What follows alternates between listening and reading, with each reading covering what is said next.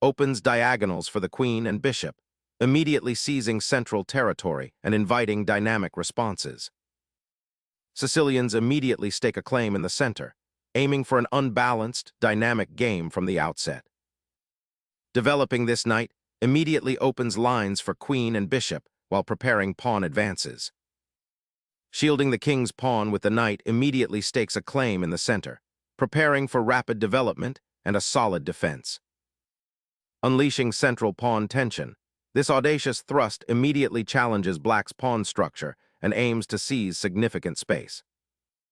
Releasing central pawn tension opens lines for both sides. Black gains a tempo after recapture. Opening the central files aggressively solidifies white's pawn majority, while simultaneously pressuring black's undeveloped pieces. Developing the knight here directly challenges white's central pawn and prepares for castling, aiming to equalize piece activity. Developing a knight here opens diagonal lines and pressures a central pawn, showcasing proactive piece placement. Solidifying the pawn chain now, black prepares to develop the bishop and support the central tension. Unleashing the bishop to its most active diagonal, this bishop now eyes the vulnerable f7 square, a classic Sicilian target that demands immediate attention and can dictate the flow of the ensuing middle game skirmishes. Clearing the path for the queen's bishop to develop, this maneuver strategically prepares for potential central pawn advances while cautiously reinforcing the king side. Shifting the bishop to b3 strategically withdraws it from the immediate d4 pawn tension and prepares for potential development along the a2-g8 diagonal, while also keeping an eye on black's king side. Black solidifies their central pawn structure and prepares for kingside castling, seeking to complete development and create a safe haven for their monarch, while simultaneously blocking the influence of white's bishop on b3. Securing the king behind a pawn shield is a priority here, initiating a crucial defensive maneuver that also prepares for potential central pawn pushes. Safeguarding the monarch is paramount, and this castling maneuver brings the king to immediate shelter behind a solidified pawn structure, a prudent choice in this symmetrically developing Sicilian defense.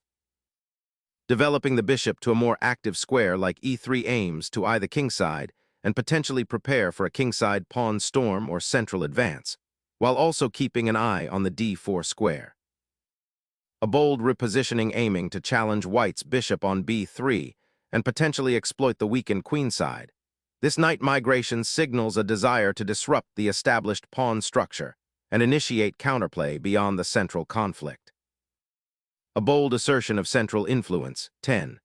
f4 aggressively seeks to cramp black's queenside space, potentially preparing a kingside pawn storm or aiming to restrict the knight's scope on na5. Preparing to develop the queenside, this move intends to activate the bishop on b7 and challenge white's central pawn storm from a safer distance, while simultaneously bolstering the kingside defense. Puncturing the queenside pawn chain aggressively creates immediate tension, forcing a decision on how black will react to the opened lines and potential for white's pieces to infiltrate. Black's knight retreats to a seemingly passive square, but this repositioning is crucial for solidifying the central pawn chain and preparing a counterstrike on the queenside, aiming to exploit white's slightly overextended kingside pawn structure. Igniting a pawn storm, 12. f5 relentlessly pressures black's queenside structure, aiming to pry open lines for white's powerful rook on the f-file and potentially expose the enemy monarch. The board's tension erupts as the pawn on e5 is met head-on. Black liberates a central square and opens a diagonal for the queen. This exchange, while removing white's advanced spearhead, also frees the e-file and potentially creates a dynamic, open game where piece activity and initiative will be paramount. Consider the immediate repercussions for white's queen and bishop on b3, and how black might exploit the newly formed central pathways. Opening the f-file decisively, white initiates a direct assault, sacrificing pawn structure for immediate attacking potential against black's castled king. This aggressive maneuver aims to create significant weaknesses around the black monarch before it can adequately consolidate its position. The exchange on e6, while simplifying slightly, also opens a crucial diagonal for white's dark-squared bishop and offers the chance to dominate the newly cleared f-file. This promises an exciting phase of play where calculation and initiative will be paramount. Swapping the knight for the bishop immediately resolves the tension on the c-file and opens up lines for black's pieces, though it does cede the bishop pair to white and potentially leaves the queenside pawns slightly less defended in the long run. The knight's redeployment to c6 seizes control of a crucial central square, challenging black's pawn structure and preparing to support a potential queenside thrust. A courageous attempt to seize control of the queenside's central squares, aiming to disrupt white's imposing pawn chain, while simultaneously preparing to redeploy the queen for defensive duties or potential counterplay. Initiating a queen exchange here simplifies the position, aiming to leverage white's piece activity and pawn structure advantages in a potentially endgame scenario. Reclaiming material with the bishop on d6 solidifies black's central presence and prepares for piece development, potentially aiming to contest the open e-file if white isn't careful. The immediate aftermath of the queen trade often presents a nuanced battle for piece activity and pawn structure, and this recapture sets the stage for black to actively participate rather than merely react. Opening the file now presents white with a clear pathway for the rook to become a potent attacking force, promising increased activity along this newly liberated corridor. Reclaiming the pawn with the bishop immediately rebalances material, but it also opens the file for white's rook, a significant positional gain that could become a dangerous attacking avenue. Seizing the initiative, this knight maneuver boldly probes the kingside's weakened structure, creating immediate tactical threats and forcing black to defend reactively. A daring sortie, aiming to disrupt white's queenside occupation, this rook lift seeks to exploit the potential instability of white's knight on the 7th rank and potentially redeploy for a central role. Seizing the initiative, the rook powerfully activates onto the 6th rank, aiming to pierce black's defenses and exert pressure on the queenside, a bold bid to exploit the open file and disrupt black's coordination. Unleashing the knight to f6 injects immediate counterplay, threatening the rook on a6 and disrupting white's ambitious kingside pawn storm by targeting the advanced e5 pawn, while simultaneously aiming to recapture lost material tempo and potentially redeploying to a more central square should the opportunity arise. Seizing the initiative on the queenside, this maneuver aggressively targets the vulnerable black king's escape squares and aims to exploit the newly opened, a file for potential mating threats, or to initiate a powerful pawn storm. Trading the powerful rook for the knight opens up the 7th rank for white's remaining pieces, demanding immediate attention to defending the weakened king's position, and potentially preparing for a more aggressive middle game with increased piece activity on the queenside.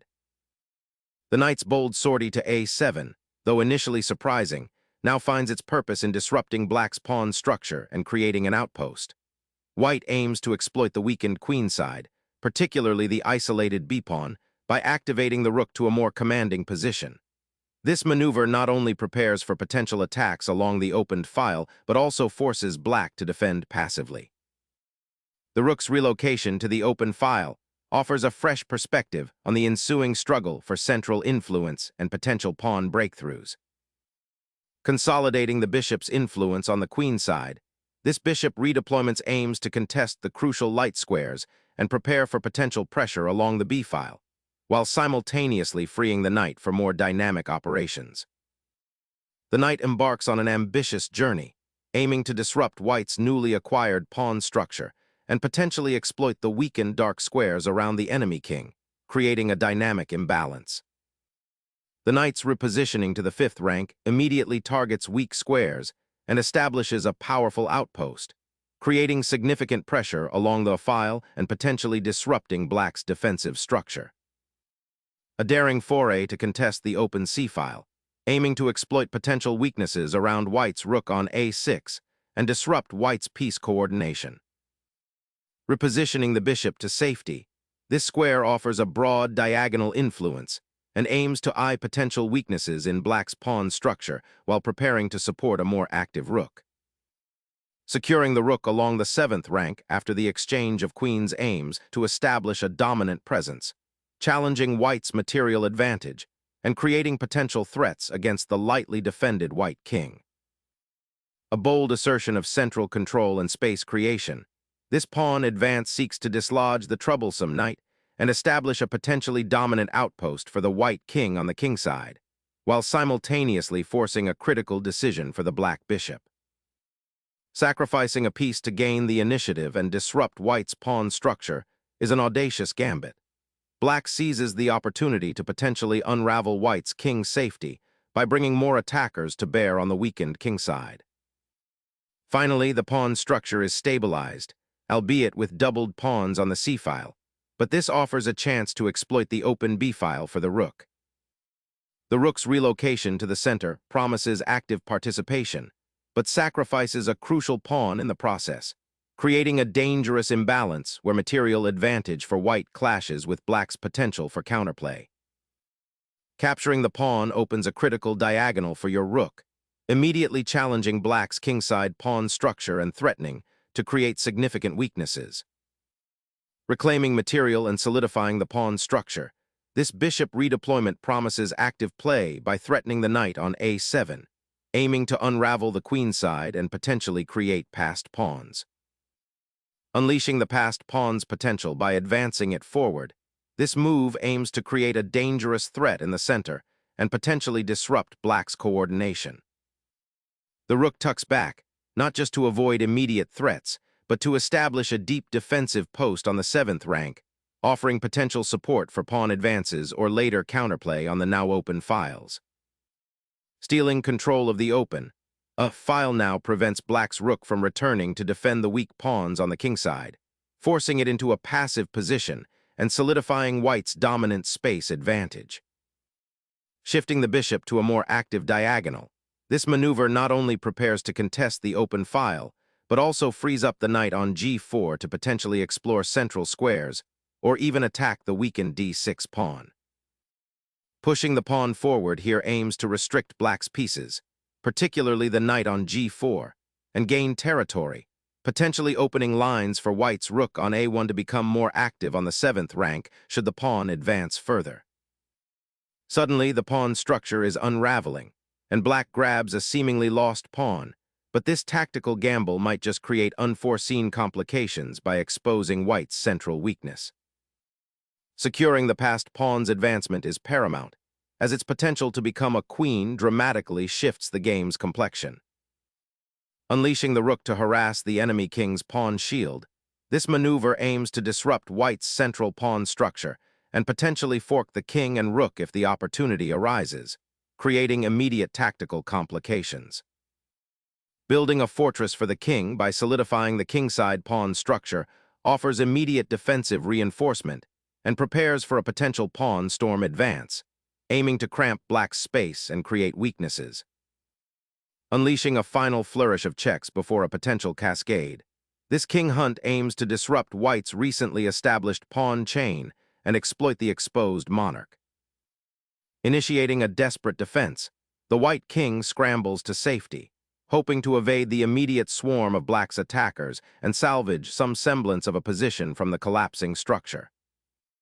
The rook's aggressive penetration onto the 4th rank, though seemingly active, invites significant counterplay and potentially exposes your king to the advancing pawns. Advancing the pawn to *c7* injects a potent dose of urgency, threatening a queen promotion and forcing black to abandon their attack on the kingside and reevaluate their defensive posture. This creates a crucial decision point: sacrifice material to prevent the pawn's advance, or allow it to march on, potentially sealing the game. The resulting tension between defending the passed pawn and maintaining attacking pressure will likely define the remainder of this complex position. A bold repositioning of the bishop, aiming to disrupt white's pawn structure and potentially threaten the isolated c-pawn. Unlocking the c-file demands immediate attention, creating a new avenue for pressure on black's scattered pieces. A belated king's safety pawn push, aiming to perhaps unlock some counterplay down the newly created kingside pawn chain, but it's a rather slow reaction to white's active pieces and the advanced passed pawn. Suddenly, the king is exposed to a devastating pin as the rook sweeps across the 8th rank, forcing a crucial decision that will dictate the fate of the central pawn majority. Securing the king's safety amidst the unfolding tactical storm, this cautious maneuver prioritizes regal protection over immediate counterthrusts, recognizing the latent threats lurking around the monarch. Transforming the pawn into a queen dramatically alters the material balance, opening a swift path to overwhelming attacking potential against the exposed black king. Recognizing the inevitable promotion, black consolidates their advantage by capturing the threatening pawn, aiming to leverage the remaining material in the endgame. Securing the 7th rank with the rook now aims to hem in the enemy king, forcing it to remain within the center of the board's exposed territory as the pawn promotion race intensifies. Pushing the pawn creates a new, dangerous passed threat, but it also exposes the black king's shield by opening a new pathway for white's rooks. Securing the king's safety, that's the paramount concern right now, especially with the enemy bishop lurking. After 37, h4, white has just promoted a pawn to a queen on c8, black has recaptured with a bishop. White's king is on f2 and black has just played. h4, a pawn push designed to create an escape square for their king or to gain space. Unleashing a pawn storm from the wings, 38. f5 aims to immediately challenge the newly crowned queen's control and carve out attacking avenues for the black king, hoping to escape its cramped predicament. Unleashing the rook to the 7th rank offers immediate pressure, aiming to dislodge black's pawn structure and exploit any lingering weaknesses around the king. The black king steps forward, aiming to activate its presence in the unfolding pawn endgame and potentially support the passed pawn. Pondering the final resting place for the rook, white opts to tuck it away behind the pawn chain, initiating a defensive maneuver that aims to solidify the king's shelter. The black king, having abandoned its protective pawn shield, now finds itself exposed to a devastating rook and queen battery that threatens to march down the 7th rank. Stepping the king back seems prudent given the immediate threat to its safety, yet it sacrifices immediate attacking momentum on the queen side and opens up potential for black to reinforce their exposed pawns with the rook.